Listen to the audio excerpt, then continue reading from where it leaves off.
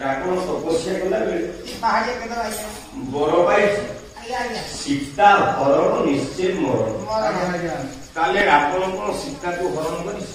ଆଉ ନାଇଁ ଆଉ ନେଇକି ପଳେଇଲା ରଥରେ ଇଏ ନେଇକି ରାବଣ ନେଇକି ଗଲା ସୀତାକୁ ରାବଣ ସୀତାକୁ ନେଇଛି ଆଉ ରାବଣ ସୀତାକୁ ନେଇକି ପଳେଇଲାନି ନା ଆଉ କୋଉ ପୁରାଣରେ କଥା ଲେଖା ହେଇଛି? ବାବା ତ ଭାରି ମିଛ କରୁ ନିଜେ ଭିଡ଼ିଓ ଦେଖିବା କୋଉ ପୁରାଣ ଗୋଟେ ନାଁ କର ରାବଣ ସୀତାକୁ ଚୋରି କରିକି ହରଣ କରିକି ସେଟା ପୁରାଣ ନାଁ ହଉଛି ସୀତା ଚୋରି ସୀତା ଚୋରି ସୀତା ଚୋରି କଣ ଲେଖା ହେଇଛି ଶୁଣି କରୁଥିଲେ? ରାବଣ ସୀତାକୁ ନେଇଛି ନା ସୀତା ରାବଣକୁ ନେଇକି ଚୋରି କଥା ଏକର ସୀତା ଚୋରି ଗୋଟିଏ କଥା ଗାଉଛି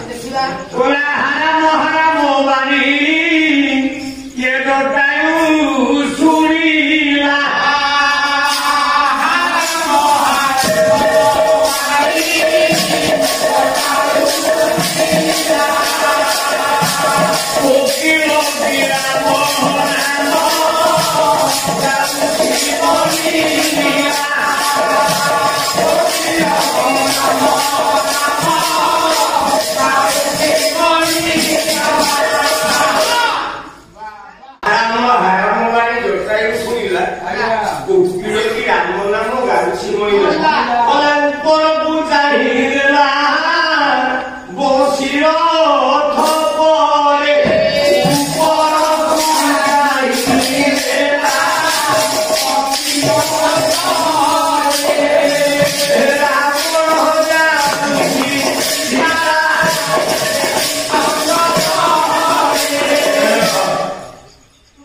ଉପରକୁ ଚାହିଁଦେଲା ରାବଣ ଯାଉଛି କାହା ସାଙ୍ଗେ?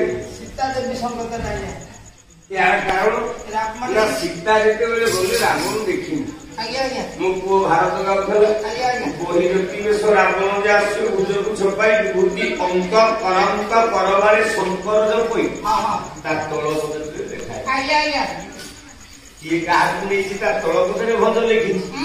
ରାବଣ ସୀତାକୁ ଦେଖିଛି ନା ନାଇଁ ଦେଖିନି ଭଞ୍ଜ କହିବି କଲା ଗୋରହି ଅଙ୍କରେ କୁପଦ ସର୍ବରେ ନ ଦେଖି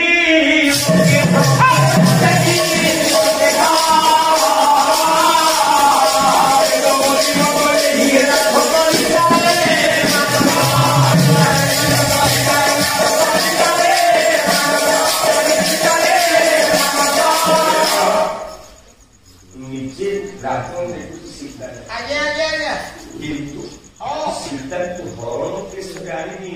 ଆଉ